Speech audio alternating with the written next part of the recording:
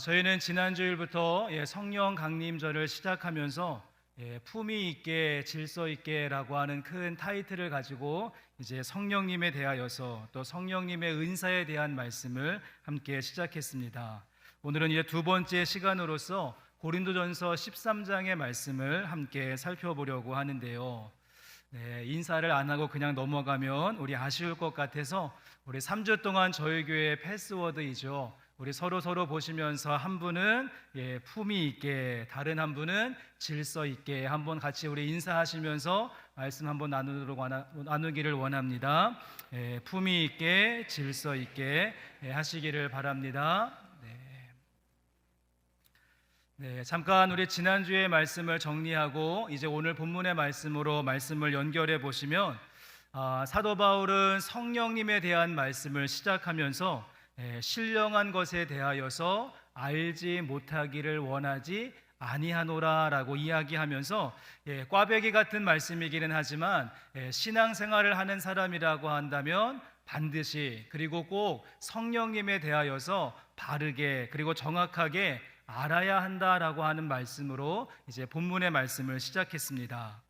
그런 다음에 신령한 것에 대해서 쭉 설명을 하고는 성령님의 은사 9가지를 샘플로 제시하게 되었죠. 지혜와 지식의 말씀, 믿음과 병 고치는 은사, 능력을 행함과 예언함과 영을 분별함, 방언을 말하고 방언을 통역함에 이르기까지 성령님께서 그의 뜻대로 각 사람들에게 나누어 주시는 성령님의 은사, 말 그대로 기프트, 선물이 있다라고 하는 말씀을 함께 이야기했습니다. 자, 이렇게 말하고 난 다음에 여러분 12장의 제일 마지막 절 말씀을 한번 보시면 12장 말씀을 어떻게 마무리하고 있습니까? 12장의 마지막 절인 12장 31절 말씀에 보시면 너희는 더욱 큰 은사를 사모하라 내가 또한 가장 좋은 길을 너희에게 보이리라 라고 말씀한다는 것이죠. 여러분 사도 바울은 12장 말씀을 마무리하면서 신령한 것에 대하여서 아는 것을 넘어서 사모함이 있어야 된다라고 이야기하고 있고, 다양한 은사들을 나열하고 쭉 열거할 뿐만 아니라 이 모든 은사들을 사용할 수 있고 활용할 수 있는 가장 좋은 길이 있다라고 말씀하고 있습니다. 가장 좋은 길.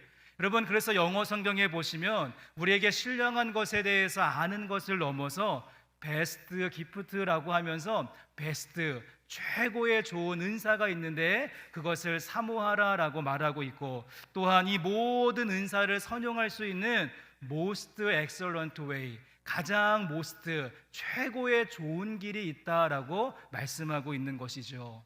여러분 사도 바울은 베스트라고 하고 모스트라고 하는 이 최상급을 사용하면서 지금까지 이야기했던 것과는 차원이 다르고 급이 다른 무엇인가가 있다라고 말씀하고 있습니다. 그래서 오늘은 저희가 함께 이 사도 바울이 성령님의 은사에 대해서 이야기할 때 베스트와 모스트 최상급으로 이야기한 것이 무엇인가 같이 한번 좀 생각해 보고자 합니다. 마이크 볼륨을 조금만 올려주시면 좋겠습니다. 여러분 다시 한번 이제 본문의 말씀을 보시면 12장 말씀 마지막에 너희는 더 큰 은사를 사모하라 내가 또한 가장 좋은 길을 너희에게 보이리라, 여러분 이렇게 말하고 난 다음에 이제 13장 말씀에서 어떤 이야기를 하고 있습니까? 우리가 잘 알고 있는 사랑에 대해서 이야기하고 있다는 것입니다. 여러분 그러기에 우리가 잘 알고 있는 이 사랑장이라고 할 수 있는 고린도전서 13장의 말씀은 연애 편지 쓸 때 인용하거나 결혼식 주례에서 활용하라고 주신 말씀이 아니라 1차적인 목표는 이 성령님의 은사에 대해서 이야기할 때 우리가 가장 사모해야 하는 은사로 우리에게 제시되어지는 가장 좋은 길로서 사랑에 대해서 말씀하고 있다는 것입니다. 여러분 그렇다고 한다면 사도 바울이 소개하고 있는 우리에게 제시하고 있는 가장 좋은 길, 이 성령님의 은사를 모두 다 묶어낼 수 있는 이 사랑이라고 하는 둘레의 길은 어떻게 출발하고 진행이 되어지고 마지막에 도착하게 되는 것일까요? 오늘 말씀 가운데 사도 바울은 이 사랑을 길로서 표현하고 있는데 우리가 사모해야 되는 이 사랑의 둘레길의 시작과 과정과 결과가 무엇인가, 너무도 유명한 본문의 말씀이긴 하지만 우리가 오늘은 성령님의 은사라고 하는 관점을 가지고 이 최상급의 길을 함께 걸어보기를 원합니다. 자, 첫 번째로 여러분, 우리가 걸어가야 되는 이 사랑이라고 하는 둘레길의 출발점이 무엇인가 하면, 우리가 먼 길을 떠나기 전에 짐을 한번 챙기고 배낭을 꾸리고 준비물을 체크하는 것처럼 우리가 체크하고 점검해야 될 것이 있는데, 그것이 무엇인가 하면 이것은 사랑의 둘레길이기 때문에 사랑이 있는가 없는가를 가장 먼저 체크하고 확인해야 한다는 것입니다. 이제 본문의 말씀 가운데 우리가 1절부터 3절까지의 말씀을 같이 한번 읽어보실 텐데요, 1절부터 3절까지의 말씀을 함께 읽어보시면서 각 절마다 반복되고 있는 표현이 무엇이 있는가 유심히 보시면서 1절부터 3절까지의 말씀 같이 읽겠습니다. 내가 사람의 방언과 천사의 말을 할지라도 사랑이 없으면 소리나는 구리와 울리는 꽹과리가 되고, 내가 예언하는 능력이 있어 모든 비밀과 모든 지식을 알고 또 산을 옮길 만한 모든 믿음이 있을지라도 사랑이 없으면 내가 아무것도 아니요, 내가 내게 있는 모든 것으로 구제하고 내 몸을 불사르게 내줄지라도 사랑이 없으면 내게 아무 유익이 없느니라. 아멘. 저희가 1절부터 3절까지의 말씀을 함께 읽었는데, 여러분, 각 절마다 반복되고 있는 표현 중간중간에 어떠한 말씀이 있습니까? 사랑이 없으면, 사랑이 없으면, 사랑이 없으면. 그래서 매 절마다 앞에는 긍정적인 이야기를 하고 뒤에는 부정적인 이야기를 하면서 그 중간에 사랑이 없다라고 한다면 아무리 긍정적인 내용이라고 할지라도 소용이 없고 의미가 없고 유익이 없다라고 이야기하고 있다는 사실입니다. 여러분, 사람의 방언과 천사의 말, 얼마나 신비롭고 놀라운 그런 은사라고 할 수 있겠습니까? 하지만 그 안에 사랑이 없으면 소리가 나는 구리와 울리는 꽹과리처럼 그냥 시끄럽고 요란스럽고 귀를 닫게 만드는 잡음밖에 되지 않는다는 것입니다. 또한 예언할 수 있는 능력, 모든 비밀을 아는 지식, 산을 옮길 만한 믿음은 어떻습니까? 만약에 이러한 은사가 나타난다라고 한다면 사람들이 벌떼같이 몰려들 것이고 한순간에 스타가 될 것입니다. 하지만 아무리 큰 능력을 행할 수 있다라고 할지라도 그 중심에 사랑이 없다라고 한다면 마지막에는 아무런 의미가 없고 허무하고 공허한 그런 일이 되어버리는 것이 아닐까요? 그런가 하면 자신의 모든 것으로 구제하고 심지어 자신의 모습을 불살라 준다라고 할지라도 모든 것을 쏟아붓고 아낌없이 희생하고 내 목숨까지 올인할 수 있다라고 할지라도 무엇이 없으면요, 사랑이 없으면 아무런 유익이 없고 어떠한 열매도 기대할 수 없다는 사실입니다. 그러기에 사도 바울은 사람의 방언과 천사의 말을 하기 전에, 예언을 하고 지식을 말하고 어떠한 믿음을 행하기 전에, 구제하며 내 몸을 불사르기 전에 무엇을 점검하는 것입니까? 우리 가운데 사랑이 있는지 질문하고 체크하고 확인할 수 있어야 된다는 사실입니다.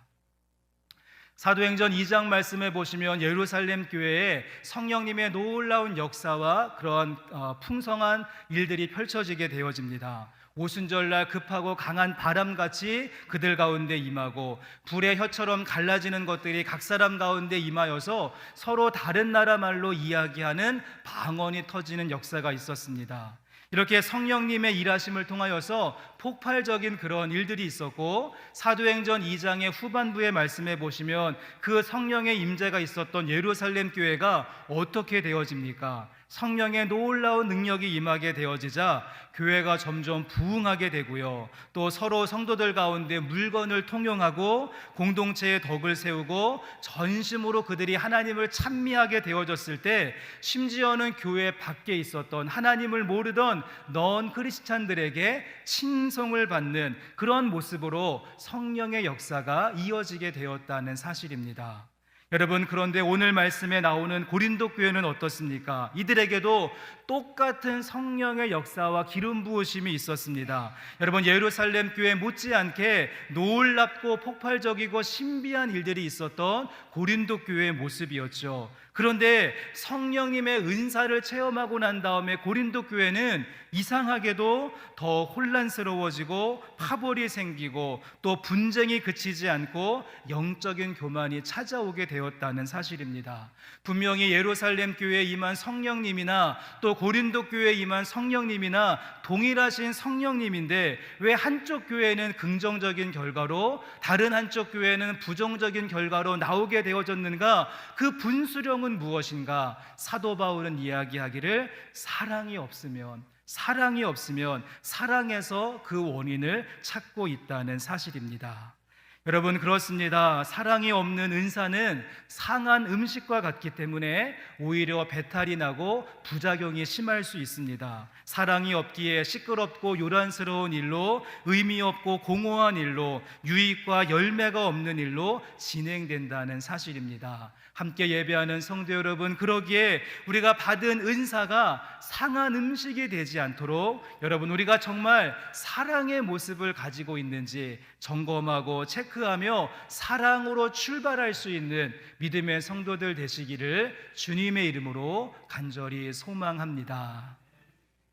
저는 또한 이러한 원리가 우리 교회 공동체뿐만 아니라 우리의 가정에서도 그대로 적용이 된다라고 생각을 합니다. 제가 지난주에 신방을 다녀왔던 가정이 공교롭게도 이쪽 그 교회 저쪽 건너편에 있는 제가 이 편한 세상에 사시는 분들의 가정을 이렇게 신방을 하게 되어졌습니다. 제가 신방을 가서 함께 예배드리면서 이러한 조금 우스운 말을 했는데요. 저는 평소에 차를 타고 다니면서 그 이 편한 세상 옆에 큰 길을 지날 때마다 그래, 여기 이 편한 세상에 사시는 사람들은 그래, 아파트 이름이 이 편한 세상이니까 정말 세상 편하게 살지 않을까? 마음 늘 편안하고 세상 근심 없는 그런 모습이 아닐까라고 생각을 했는데, 여러분, 신방을 다니고 보니까 어떠했을까요? 네, 이 편한 세상 아파트에 살아도 결코 마음이 편하지 않고 세상 근심이 많은 것을 보게 되었습니다. 어디 그뿐입니까? 아름드리 아파트에 살아도 행복이 아름드리가 아니라 고민이 아름드리인 것을 보게 되고, 미소드림에 산다고 해서 언제나 미소가 넘치는 것이 아니었습니다. 저는 엘드 수목토에 살면 다른 날은 몰라도 수요일, 목요일, 토요일만큼은 근심이 없을 줄 알았는데 우리 엘드 수목토에 사시는 분들 어떠십니까? 월화수목 금토일 언제나 어려움이 찾아오고요. 오페라 하우스에 산다라고 해서 언제나 룰루랄라 기쁨과 찬양과 그런 노래가 넘치는 것이 아니라 탄식과 애가를 불러야 한다는 것이죠. 마지막으로 제가 살고 있는 까치샘 아파트에 사시는 분들도 인생의 목마름을 호소하는 분들이 너무도 많이 있음을 보게 되어집니다. 성도 여러분, 그러기에 우리의 가정 가운데 정말 꼭 필요한 것은 무엇입니까? 내가 어디에 살고 있는가? 그것이 중요한 것이 아니라 우리의 가정 가운데 사랑이 있는가? 특별히 하나님으로부터 사랑이 우리 가운데 공급되고 있는가를 살펴보고 점검해 볼 수 있어야 합니다. 여러분, 그러기에 내가 천사의 말과 어떠한 방언을 구하기 전에, 예언의 능력과 산을 옮길 만한 믿음을 구하기 전에, 몸을 불사를 수 있는 어떠한 사명을 간구하기 전에 가장 좋은 길, 더욱 큰 은사, 사랑을 구하시면서 나가실 수 있는 여러분의 가정 되실 수 있기를 주님의 이름으로 간절히 원합니다. 자, 이제 그렇다고 한다면 두 번째로 우리가 걸어가야 되는 이 사랑이라고 하는 둘레길의 과정과 진행의 모습은 어떠할까요?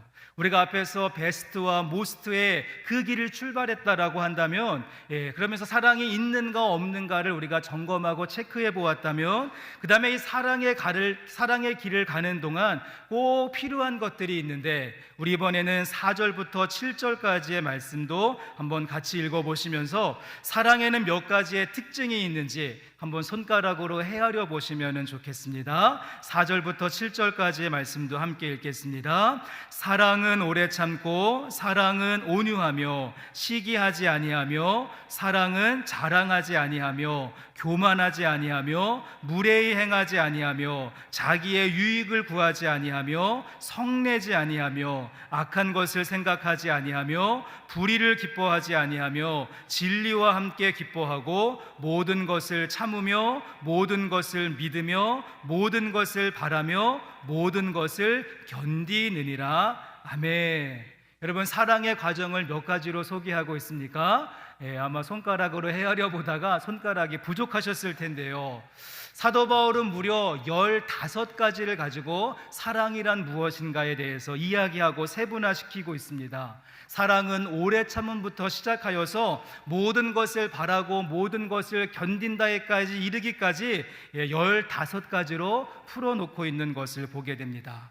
아마 여러분 학창시절 과학 시간에 프리즘을 가지고 실험을 해보신 적이 있을 것입니다. 이 삼각형의 프리즘에 빛을 통과시키면 어떻게 됩니까? 이쪽부터 한 줄기의 빛이 쫙 들어오면 이 삼각형 프리즘을 통하여서 통과하고 굴절이 일어나게 되어지면 이 다음에 다양한 색깔로 쫙 펼쳐지는 것을 여러분 보신 적이 있으실 텐데, 마찬가지입니다. 하나님께서 이 하나님의 사랑의 능력을 우리 가운데 부어지게 되면 우리 안에 있는 이 성령님의 은사들을 통하여서 다양하고 풍성한 사랑의 길들이 쫙 놓여지게 된다라고 하는 말씀의 의미가 되는 것이죠. 오늘 저희가 15가지의 모든 과정을 하나하나 다 살펴볼 수 있으면 좋겠지만, 이제 시간 관계상 오늘은 이 15가지를 우리가 하나의 묶음을 통하여서, 사도 바울도 한 문장으로 쭉 말하고 있기에 우리가 하나의 묶음을 가지고 한번 생각해 보시면 몇 가지의 특징이 있음을 보게 됩니다. 가장 먼저 사도 바울은 이 모든 것을 언급할 때 마치 사랑을 사람과 같이 의인화시키고 있다는 것이죠. 사람처럼 의인화를 시키고 있어서 여기 사랑이라고 하는 말 대신에 저와 여러분의 이름을 넣고 읽어도 전혀 어색하지 않고 오히려 더욱더 실감이 납니다. 정요셉은 오래 참고, 정요셉은 온유하며, 정요셉은 시기하지 않으며, 정요셉은 자랑하지 않으며, 정요셉은 교만하지 않으며. 지금 저 뒤에서 저희 아내가 크게 아멘을 하고 있는데, 여러분의 이름을 넣고 읽으면 더욱더 그 의미가 우리 가운데 깊이 다가온다는 사실입니다. 또한 바울은 이 모든 것들을 이야기할 때 사랑을 동사로 표현하고 있습니다. 동사. 사랑은 무엇이다 라고 말하면서 움직이고 행동하고 실천할 수 있는 동사로 말하고 있는 것이죠. 우리는 보통 사랑을 이야기할 때 형용사로 수식하기를 좋아합니다. 열정적인 사랑, 아름다운 사랑, 풍성한 사랑 등등 사랑을 꾸미는 수식어에 많은 공을 들이는데, 여러분, 성령님의 은사를 통한 사랑은 형용사적 사랑이 아니라 동사의 모습으로서, 그래서 성령님의 은사를 통한 사랑은 공중에 붕 떠 있는 형용사가 아니라 우리 가운데 행하여지는, 사랑은 무례히 행하지 않는다, 사랑은 자신의 유익을 구하지 않는다, 사랑은 성내지 않는다, 사랑은 악한 것을 생각하지 않는다 등등 각양각색의 미사어구가 아니라 우리가 땀 흘리고 노력하고 행하고 실천할 수 있는 동사로 말하고 있음을 보게 되어집니다. 또한 여기에 더하여 사도 바울은 사랑을 이야기할 때 이 모든 것들을 현재 시제로 말하고 있습니다. 현재 시제. 이게 무슨 말인가 하면 그냥 우리가 한번 사랑하고 끝내는 것이 아니라 계속해서 지속적으로 사랑이 이어지고 연결되어지고 펼쳐져야 된다는 것이죠. 그래서 현재 시제를 사용하면서 모든 것을 참으며 모든 것을 믿으며 모든 것을 바라며 모든 것을 견디느니라. 사랑이라고 하는 것이 일회용품이 아니라 우리 가운데 있는 이 프리즘을 통하여서 여러 가지 방향과 다양한 모습으로 계속해서 실천되어지고 또 나타날 수 있는 현재 시제의 모습을 이야기하고 있습니다. 성도 여러분 어떻습니까? 사도 바울이 쭉 열거하고 있는 15가지의 사랑의 내용들 아마 하나하나 곰곰이 생각을 해보시면 참 어느 것 하나 쉬운 것이 없고 내가 자신 있다라고 말할 수 있는 것이 없을 것 같습니다. 우리가 가지고 있는 본성과 정반대되는 것들을 쭉 이야기하고 있기에 결코 실천하기 만만치 않은 덕목들인데요. 하지만 바울은 지속적으로 연속적으로 실천되어져야 하는 우리 그리스도인들의 숙제이기에 현재 시제로 우리에게 말씀해 주고 있습니다. 우리 함께 예배하는 영생교회 성도 여러분, 저는 그래서 여러분들에게 숙제를 좀 하나 드리려고 합니다. 오늘 집에 가셔서 다시 한번 이제 본문 말씀을 펴시고 이 4절부터 7절까지의 말씀을 천천히 읽어보신 다음에 한번 곰곰이 생각을 해보시면 좋겠습니다. 말씀을 연구하는 학자들은 아마 사도 바울이 이 15가지의 순서를 정할 때 고린도 교회 가운데 가장 결핍한 것부터 차례대로 이렇게 열거했을 것이다 라고 이야기를 하는데, 현재 여러분 가운데 있어서 가장 필요하고 시급한 사랑의 덕목은 무엇인지, 내가 가장 먼저 살아내야 하는 현재 시제 동사형의 사랑의 모습은 무엇인지 꼭 하나씩을 정해보시면 좋겠습니다. 그것이 오래 참는 모습일 수도 있고, 내가 온유함의 모습일 수도 있고, 성내지 않는 것일 수도 있고, 서로 믿어주는 것일 수도 있고, 참고 기다리는 것일 수도 있을 텐데, 여러분이 정하신 그것들을 가족들과 주변에 있는 사람들에게 공포하시고 내일 월요일부터 한 주간의 삶을 통하여서 프리즘과 같이 그 사랑의 내용들을 실천하고 적용하고 동사로서 현재 시제로서 이 사랑의 내용들을 살아내실 수 있는 우리 성도님들 되시기를 주님의 이름으로 간절히 원합니다. 자, 이제 마지막으로 이 사랑이라고 하는 둘레길의 마지막 도착 지점의 모습은 어떠했을까요? 우리가 의인화된 사랑의 모습을 이제 동사로 또 현재 시제로 살아내게 되어지면 그 마지막에 어떠한 열매와 결과의 모습이 있는가? 우리 이번에는 9절과 10절의 말씀 같이 읽어보시겠습니다. 우리는 부분적으로 알고 부분적으로 예언하니 온전한 것이 올 때에는 부분적으로 하던 것이 패하리라. 아멘. 여러분, 처음에는 부분적이었습니다. 부분적으로 행하던 은사들, 부분적으로 행하던 모든 것들이 마지막에 되면 어떻습니까? 온전하게 된다라고 말씀하고 있고, 그 다음 절인 11절 말씀도 보시면 내가 어렸을 때에는 말하는 것이 어린아이와 같고 깨닫는 것이 어린아이와 같고 생각하는 것이 어린아이와 같다가 장성한 사람이 되어서는 어린아이의 일을 버렸노라. 이전의 모습은 어린아이와 같이 조금 미숙해서 그렇게 어린아이처럼 생각하고 말하고 행동했는데, 우리가 이 사랑이라고 하는 길을 통과하게 되어지면 장성한 모습으로 성장하고 더 풍성해진다라고 말씀합니다. 마지막으로 12절 말씀도 보시면 우리가 지금은 거울을 보는 것 같이 희미하나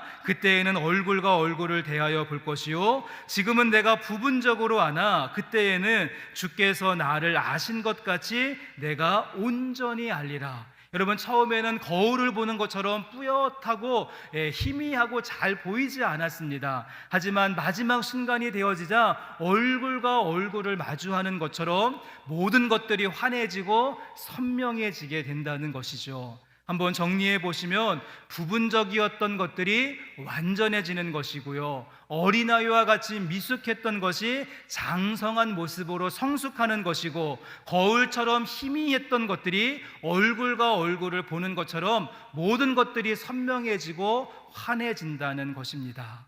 여러분, 정말 그렇지 않습니까? 여러분, 지금 내가 스스로 자랑스럽게 생각하고 있는 내가 성령님으로 받은 은사들 모두 어떻습니까? 우리가 본다면 극히 부분적이고 미숙하고 희미한 것들이라는 사실입니다. 내가 방언으로 기도할지는 모르겠지만 가끔씩 방언으로 기도하다가 보면 내가 지금 무슨 소리를 하는 것인가 모른 채 기계적으로 반복하며 기도할 때가 있습니다. 병을 고치는 은사를 받았다라고 할지라도 모든 병을 고칠 수 있는 것은 아니죠. 내가 능력을 행하는 은사를 받았다라고 할지라도 매일매일 365일 능력을 나타낼 수 있는 있는 것은 아닙니다. 내가 장래의 일을 맞출 수 있는 예언의 은사를 받았다라고 할지라도 장래의 모든 것을 마치는 것이 아니라 그것도 극히 한 부분에 해당된다는 것입니다. 여러분, 그런데 오늘 말씀을 받고 있는 고린도 교회 성도들은 마치 어린아이와 같이 내가 가지고 있는 장난감이 최고라고 생각하면서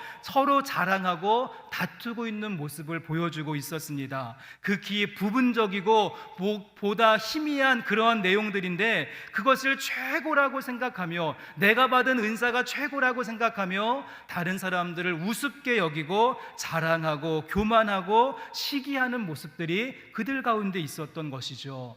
그러기에 사도 바울은 고린도 교회를 향하여서 무엇보다도 사랑을 강조할 수밖에 없었다는 것입니다. 믿음, 소망, 사랑, 이 세 가지는 항상 있을 것인데 그 중에 제일은 무엇입니까? 사랑이다라고 말하면서 이들 가운데 사랑의 은사를 더 사모하고 사랑의 은사가 부어지게 될 때 부분적인 것들이 온전케 되어지고 미숙했던 것들이 성숙하게 되어지고 희미했던 것들이 선명해지게 된다라고 말씀하고 있다는 것입니다.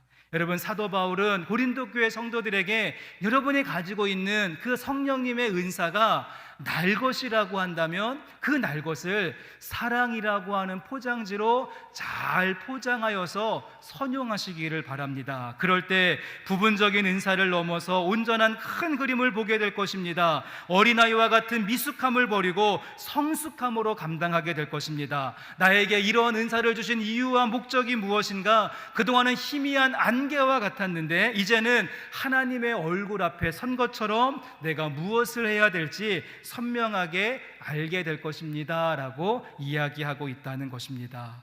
분명히 이 사랑이라고 하는 둘레길을 출발할 때는 부분적이고 미성숙하고 희미한 것들이었는데 마지막 지점에 이르게 되어지자 온전해지고 성숙해지고 선명해지게 되어지는 길. 여러분, 그래서 이 길을 어떤 길이라고 부른 것입니까?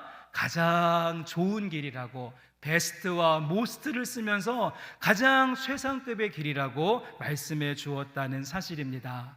오늘 함께 예배하는 영생교회 성도 여러분, 오늘 사도 바울이 소개하고 싶었던 가장 좋은 길이 우리 앞에 열려 있음을 꼭 기억하시면서 우리 주어진 삶의 현장에서 사랑으로 출발하고 사랑으로 계속하고 사랑으로 아름답게 끝자락에서 온전함의 열매를 맺어가실 수 있는 이 시대에 사랑의 사도가 되실 수 있기를 주님의 이름으로 간절히 축원합니다.